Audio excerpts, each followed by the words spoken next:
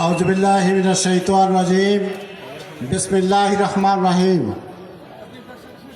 এরাদল কর্তৃক আয়োজিত আজকের এই বিক্ষোভ সমাবেশে উপস্থিত সম্মানিত এরাদলীয় জোটের নেতৃবৃন্দ, জামাত শামীর বিভিন্ন পর্যায়ে দায়িত্বশীল বৃন্দ, সংগ্রামী দিনাজপুরের সাধারণ জনতা, আসসালামু আলাইকুম ওয়া রাহমাতুল্লাহি ওয়া বারাকাতুহু।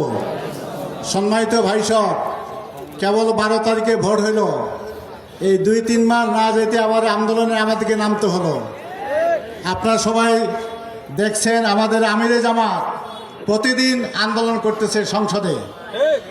অতএব ওনারা আন্দোলন করবেন সংসদে, আমাদের আন্দোলন করতে হবে ময়দানে। আপনারা সবাই রাজি আছেন?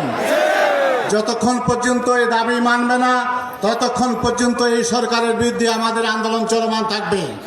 এই আন্দোলনে সবাইকে সক্রিয় থাকার আহ্বান জানিয়ে আজকের এই প্রোগ্রাম সফল করার জন্য সবাইকে ধন্যবাদ জানিয়ে দিনাজপুর জেলা শাখার পক্ষ থেকে সবাইকে ধন্যবাদ জানাচ্ছি।